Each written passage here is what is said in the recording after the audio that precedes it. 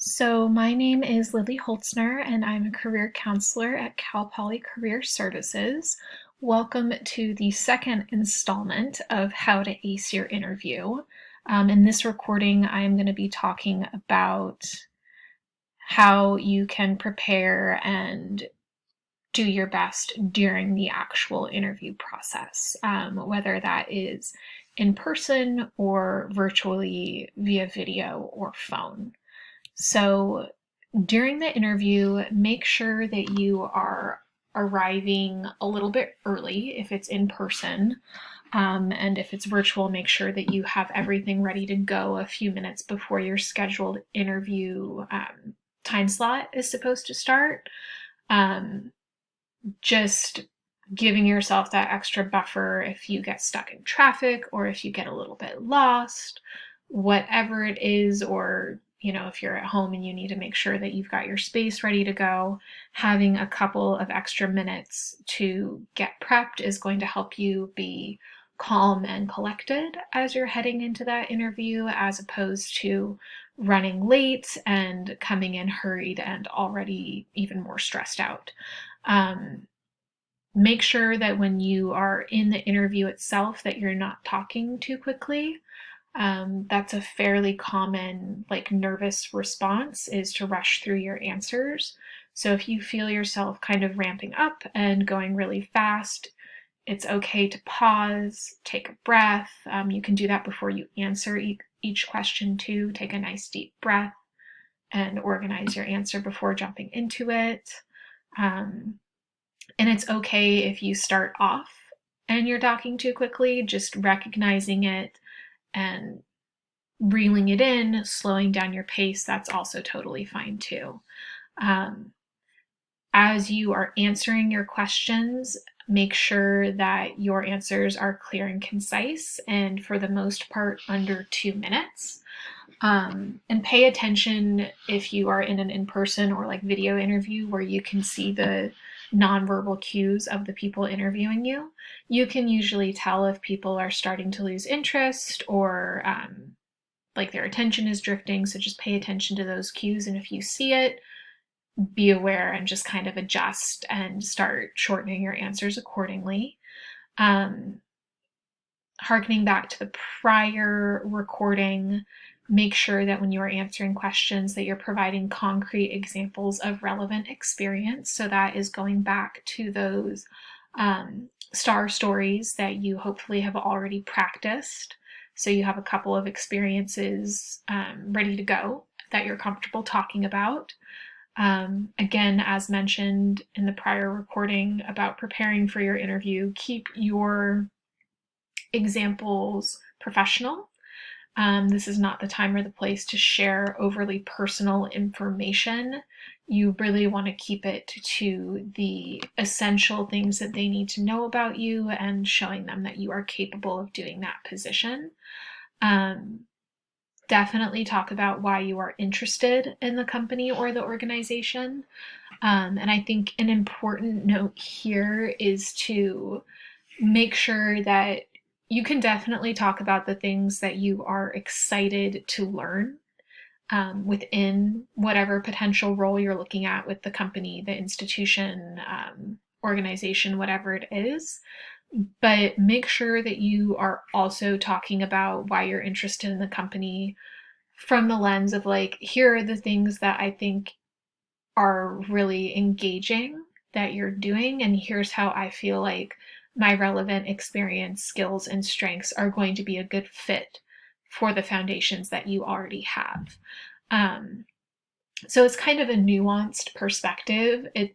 Obviously, you can be excited about the professional opportunities and growth that that company might offer you, but you don't want that to be the main focus of your answers. It can be a part of it. You also want to show that you've done your research on the company and that you have a couple of concrete examples about how you are going to be able to jump in and contribute and support them in whatever their mission, goals, etc. are. At the end of the interview, make sure to thank the interviewer and ask them for a business card. Obviously, If you're in person, that's a little bit easier than if it is a video interview, but you can always ask for an email address so you can follow up later with a thank you note. So as you are going through this in-person interview process or the video interview process, it's really important to keep your nonverbal communication cues in mind. So making sure that you are maintaining good eye contact, whether you are being interviewed by one person or multiple people, make sure that you're taking the time to make eye contact with everyone in the room, not just like the main person or the person that you think is quote unquote in charge. Make sure that you're acknowledging everybody there. I know it can be tempting when we're nervous, we might slip into more like defensive body language. So making sure that you are keeping your body posture open and relaxed, that you're not crossing your arms, that you're not turning away from the interviewers, and that you're sitting up straight and not hunching into yourself. It's okay to talk with your hands if that's something that you normally do, but just kind of keeping tabs on like, okay, like am I fidgeting? Am I like picking my fingernails or anything like that? And if you are, just, you can clasp your hands and put them in your lap and still keep your shoulders back, whatever it is, but paying attention to any of those nonverbal communication cues that you might be demonstrating during the interview process. And also don't hesitate to show enthusiasm and interest by smiling. This one's a little bit tricky if you feel like that is not, like smiling is not something that you do all the time, or you don't want to have a big fake smile on your face. Obviously, don't do that. But it's okay to let your enthusiasm and your excitement about the position kind of shine through. And a quick note that a lot of these nonverbal cues go for video and virtual interviews as well, with the exception of the eye contact. It's a little bit tricky, but you'll want to practice if you're doing a video interview or something where you're like using a webcam. You're going to want to look directly at the camera as opposed to your screen. When you're looking at the camera, that looks like you are making eye contact with the person who is interviewing you, as opposed to if you're looking at the screen, it looks like you're looking slightly down. Another trick here is to kind of tilt the camera up so it's right at eye level, and it makes it a little bit easier if it feels kind of unnatural to be staring right at the camera. And I know it's something that you have to practice a little bit. It'll feel weird at first to not be looking at that person's face and kind of gauging their nonverbal cues. It's very counterintuitive to how we just communicate as humans. So definitely giving yourself some time to practice that a little bit. And that will help kind of maintain that eye contact piece a little bit more. So a couple more tips. A lot of companies in this day and age are moving more towards virtual interviews. So that might be via Zoom, Skype, Google Hangout, Microsoft Teams.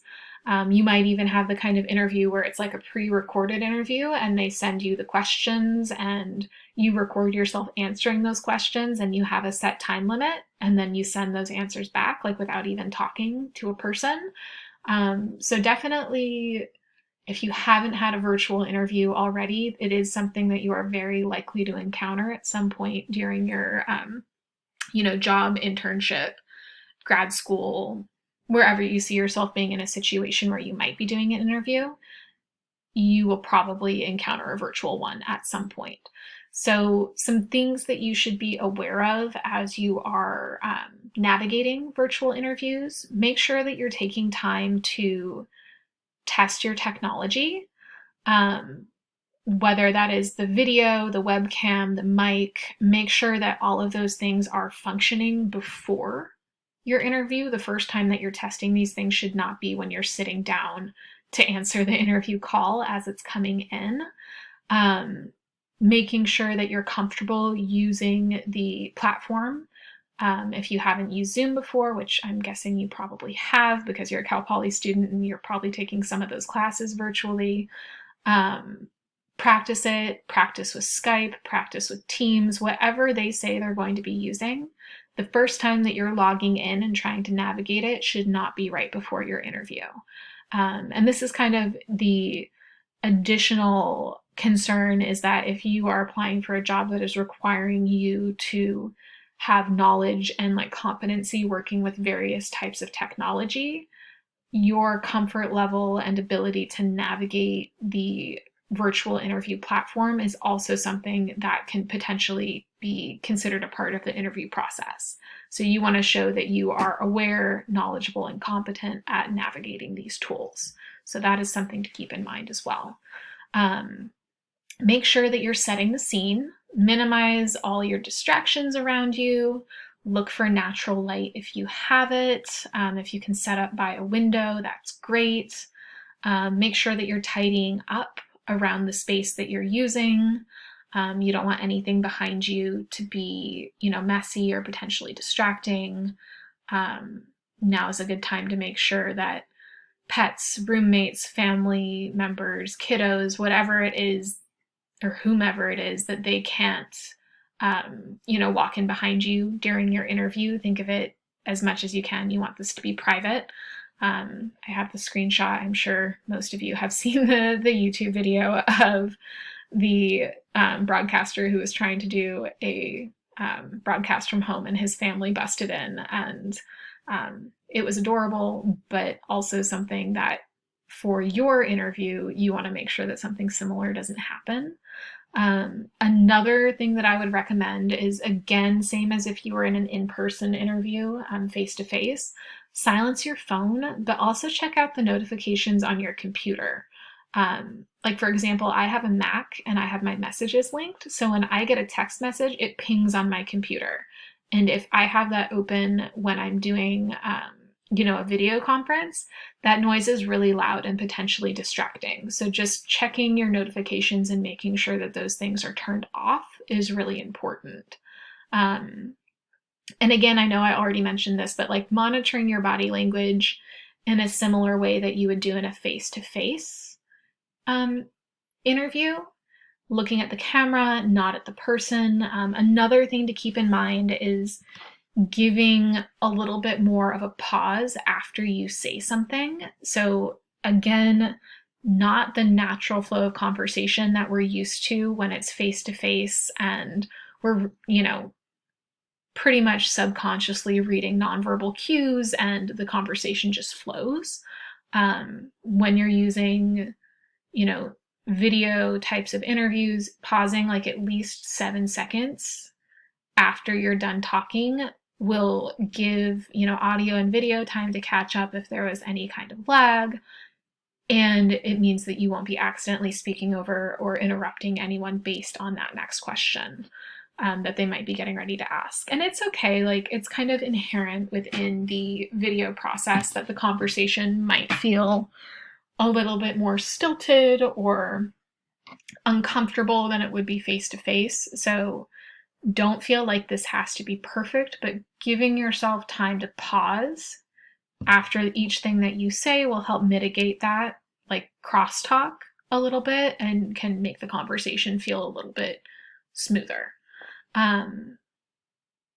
Another thing too, in the case that you run into any technical difficulties or it's not working or your internet dies, make sure that you have a direct phone number for the person that will be interviewing you, just in case you need to follow up with a phone call if the technology just completely fails for any reason. And then last point on the virtual interview tips, make sure that you're dressing professionally from head to toe. As you can see, I included a picture there. I've seen a lot of memes and things like that on the internet where people kind of joke about like, oh, like I'm doing a work or like a Skype interview, so like I can wear pajama pants and like, professional dress on top, pajama pants on the bottom. Like, don't do that. Definitely don't just wear your boxers or, no pants and hope that that'll be okay. It sounds funny, but I know people do that, and I know people have gotten busted for it when they unexpectedly have to get up during an interview, and then the interviewers realize, like, oh, they are a professional on top, but they are definitely wearing their Snoopy pajama pants right now. And they might get a laugh out of that, but it's not the situation where you want to risk that. So treat this like an in-person interview where you would be dressed professionally from head to toe. Okay, so that brings me to the end of how to prepare for that in-person interview. Feel free to tune back in for what to do after the interview wraps up.